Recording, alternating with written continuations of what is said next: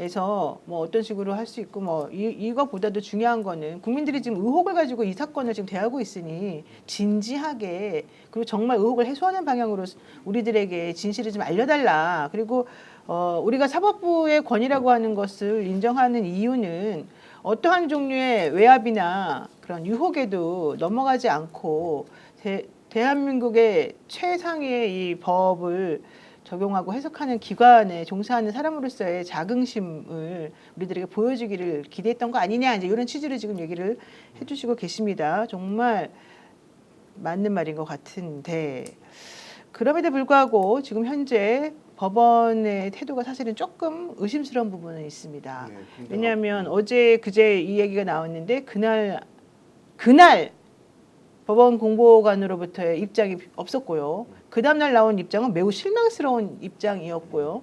그 다음에 오늘 나온 입장은 결론적으로는 알았다. 우리가 조사해 보마. 이제 이거거든요.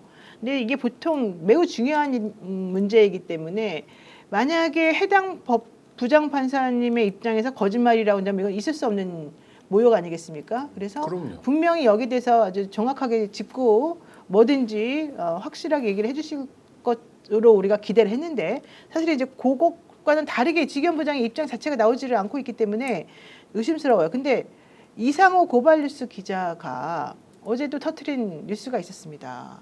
근데 이 뉴스가 사실은 사실인지 아닌지 저는 잘 모르겠습니다만은 혹시 알고 계시나요? 모르시나요?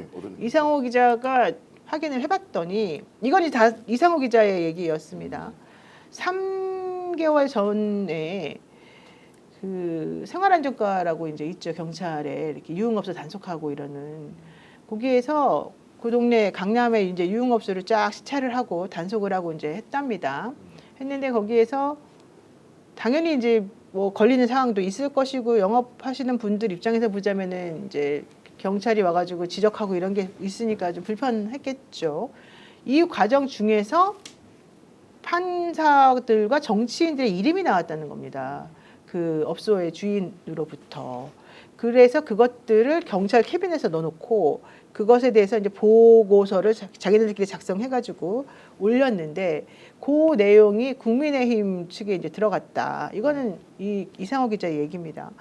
그래서 국민의힘에서 잘됐다. 이거를 이용해야 되겠다. 근데 그 안에 딱 이름을 보니까 중앙지방법원에서 형사합의부장으로 계시는 분이 있네. 이제 이랬다는 거예요. 이제 이거는 어디까지나 저는 잘 모르는 얘기입니다.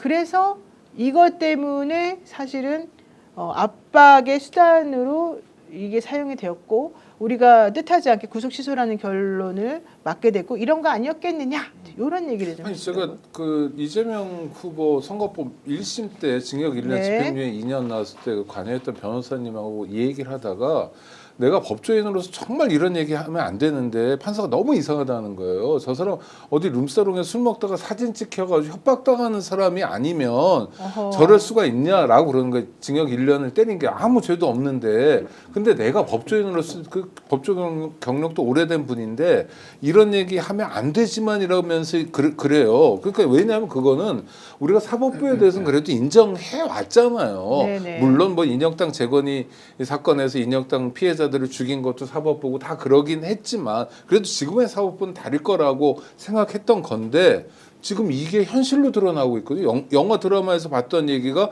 현실로 드러나고 있으면 전 이상호 기자의 얘기가 얼마나 신뢰할 만한 얘기인지 지금부터 본격적으로 수사하자는 거예요. 법관들도 수사 대상에 놓고 명명백백하게 가려야 됩니다. 그 이전에 이런 의혹에 대해서 여태까지 설명하지 않고 있는 직위원은 내란 사건을 담당할 적격이 없다고 봐요. 일단 그 직무에서는 배제해야 되고 네. 그리고 뭐 확인 작업을 하든 수사 대상이 되든 해야 된다고 봅니다. 지금 흐름을 조금 짚어야 될 필요가 있는 것은 일단 민주당에서 이 얼굴 사진을 공개를 안 했잖아요. 근데 이 얼굴 사진을 공개를 하지 않은 채로 법원 행정처에 넘긴다고 오늘 보도가 나왔잖아요. 굉장한 자신감이라고 저는 생각해요. 그러니까 이걸 여론전한 생각이었으면 여론 막 부추겨가지고 법원 나쁜 놈 만들어서 뭔가 정치적인 이득을 얻을 의사였으면 공개해서 완전히 인격 말살했겠죠. 근데 그렇게 하지 않고 법원에 제공하면서 너희들의 자정장을 한번 기대해 볼게. 니들이 조사해서 알아서 처리해. 우리 법원 그래도 마지막 명예는 지켜줄게라고 배려하는 모습을 보이고 있잖아요. 근데 여기서 법원이 만약에 그걸 받고도 윤리감사실에서 하루 이틀 사흘 조사를 해가지고 납득할 수 없는 만약에 입장을 내는 순간 김지호 대변인이 오늘 오전에 지적해 줬다시피 법원은 완전 공중분해 수순으로 가는 겁니다. 완전 법원 행정처는 작살나는 거죠. 그러니까 이 민주당이 묘수를 던졌다고 표현하셨잖아요. 오늘 오전에. 그래서 제가 보기에는 이 흐름 속에서는 민주당이 자신감을 보이고 있고 법원이 알아서 판단해로 한 거 보면 상당한 신빙성이 있다는 걸 엿보일 수가 있는 거고, 그다음에 지기현 부장판사가 입장을 못 내는 것은 제가 이건 제 추측인데 이게 여러 번 있었기 때문에 어느 날에 누구와인지 특정을 못 하고 있는 것 같아요. 네, 다 그렇게 얘기를 하죠. 네, 그러니까 자기 입장에서는 지금 함부로 입을 잘못됐다가는 고구마 주기처럼 다른 것도 나올 수가 있기 때문에 일단 관망. 도대체 뭔데?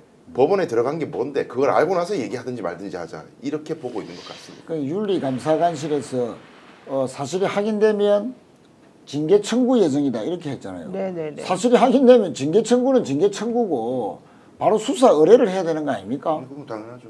뭐 판사라고 제가 있는데 이거는 예를 들어서 향응을 룸사롱에서 제공받았다 이해관계자로부터, 그거는 이제 청탁금지법에도 위배되지만 그 뇌물 아닙니까? 뇌물. 직무 관련성이 있으면 뇌물이 되는 뇌물이죠. 거고. 예. 직무 관련성이 있으면 뇌물 아닙니까? 그런 거 이제 없고 그냥 향응을 제공받은 거라면 청탁금지법 청탁금지법 위반이 되고요. 100만 원 이상이니까. 예. 그러니까 어쨌든 뭐 실정법을 위반한 것이 명백해지는 상황에서라면 아니 그냥 뭐 징계 청구가 아니고 그건 바로 그냥 수사 의뢰해서 바로 수사받도록 해야죠. 오늘 아마 공수처 고발장이 접수돼가지고 그렇죠. 아마 공수처에서 소식이 하겠죠. 근데 저는 지금 공수처 고발된 게 너무 많아가지고 그러니까요. 공수처 인원도 없는데 그 인원도 없고 수사하는데 그 돈도 시간만 없고, 걸리고. 예, 인원도 없고 돈도 없으니까 빨리 그거부터 먼저 예비비로든지 뭐 특별비를 해서 좀 줬으면 좋겠습니다. 그 사실은 대통령 선거 끝나면 공수처 수사 인력부터 빨리 많이 보강해 줘야 됩니다. 예. 네, 이제 이런 의혹이 제기되면 당사자가 입장을 바로 밝혀야죠. 본인뿐 아니라 가족의 명예도 있는 거 아니겠습니까? 그리고 대다수의 법관들은 정말 청렴하게 그렇게 지내고 있는데 본인 때문에 오해를 받을 수 있는 거잖아요. 그러면 기다 아니다 입장을 밝혀야 되는데 아무런 입장을 안 내고 있어요. 전 그게 더 이상해요.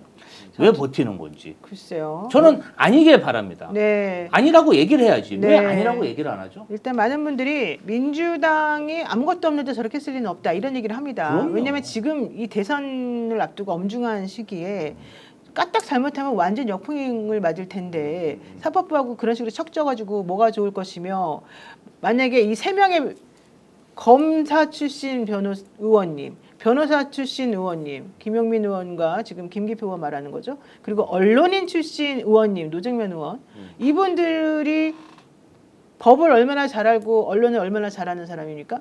이 사람들이 아무 생각 없이 증거도 제대로 확실하지 않은데 함부로 이런 걸 했다?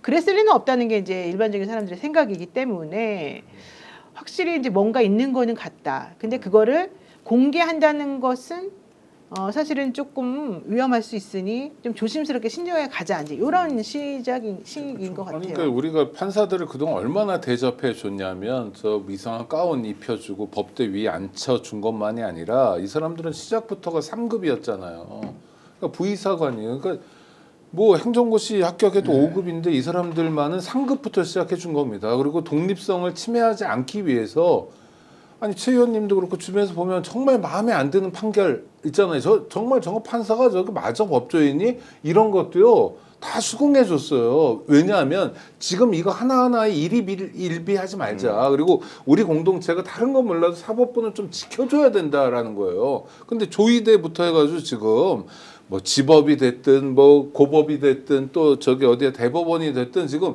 마구잡이로 흔들고 있잖아요. 정말 국민 위에 군림하면서 우리를 누가 건드려? 라고 하고 있어요. 그래서 제가 묻고 싶은 건, 아니 룸사롱에서 접대받은 건 주기현밖에 없어요? 정말 주기현뿐이에요? 다른 사람들은 없어요? 내가 들은 것도 너무 많은데요? 명명백백하게 밝혀야 됩니다. 이번 텀에. 안 그러면요 사법부의 판결이 무의미해지는, 그래서 정말 법의 지배가 실현되지 않는 이상한 야만 국가가 될 수 있어요. 법조인들 때문에. 오늘 방송 어떠셨습니까? 마음에 들었다면 구독, 좋아요로 스픽스를 응원해 주십시오. 여러분들의 구독, 좋아요는 가장 큰 힘이 됩니다. 스픽스 구독, 좋아요.